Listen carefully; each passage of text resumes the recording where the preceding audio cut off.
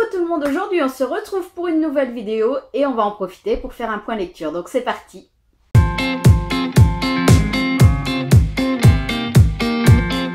Alors pour ceux qui suivent les vidéos, on va dire toutes les semaines ou quasiment, petit changement, vous devez vous en rendre compte, c'est qu'à la base je vous avais annoncé les réponses de la FAQ aujourd'hui, enfin non même il y a 2 jours, puisque concrètement ma vidéo du mercredi, on est déjà vendredi quand je la tourne, donc ça sera la vidéo du vendredi ou du week-end. Voilà, vite fait je vous explique, mais sur le principe, ma logistique est simple, c'est-à-dire que je filme mes vidéos le lundi matin, voire le mardi matin si vraiment j'ai des imprévus en début de semaine pour le boulot ou quoi que ce soit, que j'ai pas le temps de la filmer, je la filme le mardi matin, les monter le mardi pour être posté le mercredi. Problème étant, c'est que les 2 dernières semaines, comme vous le savez, les lundis étant fériés, ça n'a pas facilité du tout ma logistique puisque c'est clairement quasiment impossible que je filme quand mes enfants sont là. Et en plus, j'avais l'anniversaire de ma petite et on a été juste booké tout le week-end dernier. Mais tout le week-end, je suis encore bookée demain parce que maintenant t'as 4 ans, ben faut que tu fasses ta fête d'anniversaire et que tu invites du monde, genre comme si t'en avais 15. Enfin bon bref, voilà, donc dans l'ensemble en fait j'ai carrément pas eu le temps de m'atteler à ça puisque une vidéo de réponse à la FAQ va prendre forcément plus de temps qu'un update lecture, qu'un book haul ou quoi que ce soit. Donc par contre ce sera la vidéo de la semaine prochaine qui sera tournée dès le début de la prochaine. Voilà, la petite parenthèse se referme et on attaque tout de suite avec mes lectures. Donc je vous laissais la dernière fois, j'avais exactement 2 lectures en cours, je ne sais plus par laquelle j'avais commencé, bref on s'en fout, les 2 sont finis. La première était Presque jeune, presque jolie et de nouveau célibataire. Non, pourquoi j'ajoute un i? De nouveau célibataire. Donc de Stéphanie Pellerin chez Mazarine. Un petit livre qui va sortir, j'ai vu dans la collection Piment chez Françoisir avec un verre pareil, mais verre plus à cocktail. Elle est super canon cette édition-là, je sais déjà que je vais racheter le livre, mon côté midinette superficielle n'y résistera pas et surtout j'ai adoré cette histoire. Donc on va suivre Ivana qui est un petit peu voilà, elle se fait larguer, je relis un petit peu le résumé pour pas vous en dire plus, surtout parce que je veux pas spoiler, mais enfin voilà, elle est plus vraiment dans la fleur de l'âge, donc en plus elle a pas été super glorifiée par son mec, voilà. Vous savez, cette fille un peu à qui va arriver un petit peu toutes les tuiles, qui est pas une Pierre Richard, mais on va dire qu'il les cumule un peu, voilà. Donc elle se fait larguer, elle est plus de toute première fraîcheur, mais elle va vouloir quand même se reprendre en main et voilà, elle va tenter entre autres les sites de rencontres, voilà, toutes ces choses-là et on va la suivre dans sa petite évolution, une lecture, comme vous vous en doutez, très fraîche, genre lecture d'été qui feel good, qui passe bien, voilà, qui... C'est totalement le genre de lecture que j'adore parce que, voilà, même si notre vie n'est pas parfaite, voilà, il y a toujours un petit peu des soucis d'un côté d'un autre, eh ben, on se dit, ben, finalement, ça pourrait être pire, et puis, ah ben voilà, il lui arrivait ça, ben... Oh, moi, ça m'est pas arrivé, donc finalement, je suis pas trop à plaindre. Donc voilà, une lecture vraiment que je vous recommande pour le coup, pour cet été. Et comme je vous dis, en plus, comme il sort chez Françoisir, en petite collection piment, là, que j'aime beaucoup cette collection, il y a toujours des pépites dedans. Je vous conseille vraiment de vous le procurer, surtout si vous savez pas quoi prendre pour votre prochain achat. Je crois que c'est début juin, si je me trompe pas, qu'il sort. Je vais me renseigner entre temps et je l'intégrerai dans la vidéo. Donc voilà, une lecture au top, tout en légèreté, en humour, en finesse ou en non-finesse par moment, mais qui fait grave du bien. Voilà pour la première. Ensuite, j'étais aussi en train de lire Nil, donc le dernier tome, le dernier tome de cette première trilogie, parce qu'il me semble qu'il y a un préquel ou je ne sais quoi, ça doit être ça qui va sortir donc ensuite. Donc le tome 3, La colère de Nil de Lynn Matson chez Pocket Jeunesse. Le tome final avec normalement toutes les révélations pour bien clôturer cette histoire qui nous en a quand même fait voir dans le genre merdouille à possible qui vous tombe un petit peu sur le coin de la tronche. Mais voilà, c'était ça puisqu'on avait le tome 1 où on avait suivi J'ai bouffé leur nom, Charlet et Todd. Todd, un truc dans le genre. C'est pas possible, hein. Ouais, enfin voilà. Forcément je vais pas tomber dessus. Le tome 2 où on avait suivi Sky Reeves, voilà, enfin parce que pour ceux qui n'ont pas lu, je peux pas vous dire pourquoi on suivait pas les mêmes.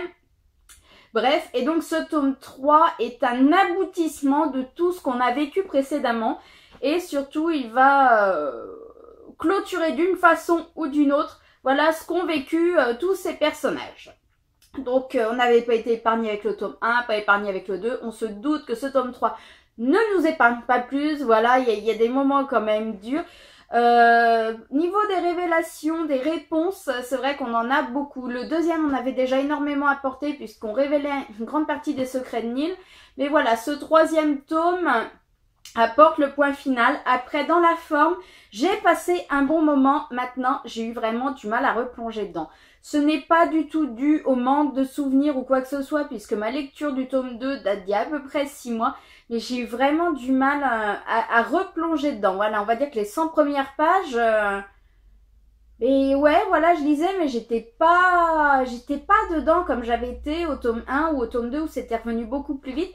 Là, j'ai eu un peu plus de mal. Par contre, c'est vrai qu'une fois rentrée dedans, ben, pour le coup, les 2 derniers tiers du livre ont été juste engloutis, mais en à peine plus d'une soirée. Parce qu'après, pour le coup, quand on est bien rentré dedans, on peut plus le lâcher et on veut vraiment le fin mot de l'histoire. Donc voilà, une bonne lecture comme je vous dis, même si après je le comprends. L'amorce de ce troisième tome, c'est comme le deuxième. On peut pas reprendre exactement où on s'était arrêté. Il y a une remise un petit peu en situation et en perspective. Oh là là, je vous fais des commentaires. C'est limite psy. Bref, on peut pas replonger direct dans l'action comme c'était le cas avant. Il y a une remise en place obligatoire et c'est vrai que c'est ce côté-là où j'ai eu du mal à adhérer, mais sinon c'était une bonne lecture et une série vraiment très sympa à découvrir. Si vous ne connaissez pas, je vous encourage au moins à découvrir le premier tome.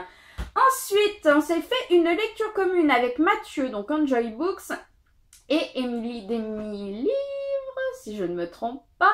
Donc, on a lu ensemble La cave de Natasha Preston, qui est une sortie Hachette Roman.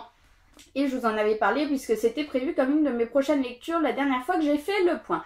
En effet, ça a été le cas. J'appréhendais un petit peu parce qu'on va suivre donc Summer qui se retrouve enlevée par un psychopathe et donc balancée dans une cave où elle découvre 3 autres filles qui l'ont enlevée aussi. Et le psychopathe en question, donc Trèfle, en plus, ça ne suffit pas, décide de la renommer, il l'appelle Lila, comme les autres s'appellent Rose, je sais plus quoi. Enfin, elles ont toutes des noms de fleurs, il leur donne toutes des noms. Rose, Iris et Violette, voilà, c'est ça. Et donc, on va la suivre dans cette histoire.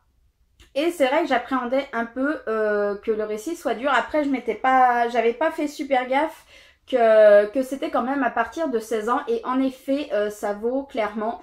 j'allais dire ce barème, non, enfin, cette catégorie-là, voilà, si vous avez 12 ans, vous amusez pas à lire ça, quoi. Et si vous êtes parent, même si vous voulez que vos enfants flippent de faire n'importe quoi, leur donnez pas ça à lire parce que c'est vraiment traumatisant. Il y a, enfin, pas traumatisant, mais il y a des passages très très durs et il y a des choses qui ne nous sont pas épargnées, voilà. Donc on va suivre Summer dans ce qu'elle va vivre. J'ai très vite plongé dans l'histoire. Puisque voilà, Summer est quand même quelqu'un d'attachant à la base. Et j'ai eu l'impression de vivre un épisode d'Esprit criminel comme si j'étais avec la victime mais à côté d'elle et qu'on passait l'épisode en fait à la suivre. Voilà, j'ai totalement plongé dedans. Ça a été dur par moments comme je vous le dis et heureusement je pense que là-dessus qu'on était 3 à le lire parce que ça nous permettait d'en parler un peu et de débriefer dessus et de passer plus facilement. Seule chose qui m'a un petit peu déçue, voilà ce que j'ai moins adhéré, c'est le final. Parce que pendant tout le livre, on monte en tension en fait au fur et à mesure des chapitres de ce qu'on découvre. On a une narration donc qui passe par Summer d'un côté, par son petit ami qui la recherche de l'autre. Et on a aussi des chapitres du point de vue du psychopathe. Donc voilà, on a une tension qui monte au fil des pages. On ne sait pas à quoi s'attendre ensuite. Et j'ai trouvé que le final, pour le coup, on a passé tellement le livre à monter doucement mais sûrement. Le final m'a paru trop rapide, voilà, 2 coups de cuillère à peau, c'était réglé. Et c'est vrai que pour moi, il y a encore énormément de réponses et ça m'embête. Voilà, qu'on me donne pas ces réponses après tout ce qu'on a vécu, ce qu'on attend. Voilà, c'est la petite touche qui l'a un peu moins fait, mais autrement, c'était une très bonne lecture et je suis toujours aussi fan de la couverture. Ma dernière lecture, par contre, là, ça ne l'a pas fait pour moi. La Belle et la Bête, Histoire éternelle, hein, on va pas polémiquer, je vous le dis direct.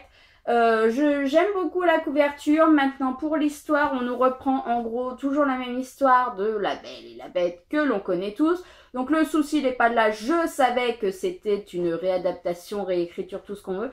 Mais là, pour le coup, on nous reprend vraiment la même histoire en nous insérant dedans le fait qu'une méchante, une sorcière, voilà, je m'en souviens même plus, mais en gros veut attirer Belle loin de la Bête dans un livre magique, un univers, machin. Je n'ai pas du tout adhéré. Je vous avoue que tous les moments où Belle est partie dans ses évasions, ça ne m'a pas intéressée. Quand elle a eu un problème, ça ne m'a pas intéressée. Quand elle faisait la grosse gourde finie, ça ne m'a pas intéressée. Voilà. En plus, elle est super méga agaçante. C'est un livre que non, ça l'a pas fait. Après, pour les passages, on va dire, normaux de l'histoire, il n'y a pas de souci. C'était la même histoire, donc c'était une bonne lecture. La couverture est chouette, mais comme je vous dis, tout l'additionnel, toute la variante apportée par l'auteur, j'ai pas accroché. Non, j'ai pas réussi. Ça aurait pu le faire, comme ça ne l'a pas fait du tout. Mais non, je suis passée en fait à côté. Et c'est dommage. Voilà pour mes lectures passées. Ma lecture en cours, je vous en parle parce que je me la traîne juste depuis 10 jours. C'est comme je vous disais, voilà, avec ce timing d'anniversaire, de re-anniversaire, de re-anniversaire et machin, je n'avance pas. Et en plus, voilà, c'est assez difficile. Je vous avoue qu'en fait, je ne pensais pas, mais je suis très perturbée par ce format. Donc, Réplica, la partie Gemma et la partie Lyra. Je pensais que ça allait totalement le faire, que j'allais adhérer. Je l'ai fait en théorie, en lecture commune avec Mathieu. Il s'avère qu'il a fini le livre et que je devais être rendue à 30 pages de chaque côté. Donc, on repassera pour la lecture commune. Voilà, je pensais que le fait de switcher, puisqu'on a décidé en fait de faire un chapitre de chaque, voilà, on tourne le livre dès qu'on a fini un chapitre, hop, on en lit un là, hop, on en relit un là, et en fait, ce qui me perturbe, c'est que j'ai l'impression, je passe tellement de temps à tourner le livre, j'ai l'impression en fait de ne pas avancer dans ma lecture. Certes, je n'ai pas trop le temps de lire, ce qui n'aide pas, mais on va dire que quand je lis 50 pages, et puis qu'en gros, ça m'a fait avancer de 20 pages d'un côté et d'à peine 30 de l'autre, j'ai l'impression en fait que j'en verrai jamais le bout. Donc c'est ma lecture en cours. Pour l'instant, je vous dis, c'est un peu compliqué. Je sais que là, je vais la mettre en pause sur ce week-end parce que je suis complètement en train de m'enliser. Sinon, l'histoire, le problème en plus, c'est qu'elle est sympa. Mais le fait que je n'arrive pas à avancer, ça me frustre à un point. Donc j'ai décidé que pour ce week-end, je le mettais en pause et que j'allais me sortir une valeur sûre, un Kelly York, donc le dernier, la rencontre du dernier espoir, comme je vous le disais, qui me tente depuis qu'il est arrivé, mais en plus de 13 Reasons Why, ça faisait un peu trop de bad sur ma journée. Donc voilà, ça va être mon petit plaisir du week-end, histoire de me relancer, et dès lundi, mardi, je reprendrai donc Réplica. Voilà, je vais m'arrêter là pour ce point lecture. Ça a été tant qu'assez rapide. Mais comme je vous dis, dès lundi, justement, il faut que je m'occupe des réponses de la FAQ. Donc je vais m'y atteler tout de suite, commencer à faire ce qu'il faut pour ne pas être en retard pour cette vidéo la semaine prochaine. En attendant, je vous fais de très gros bisous. Je vous souhaite un excellent week-end. Et je vous dis à mercredi pour la prochaine vidéo. Normalement. Bye!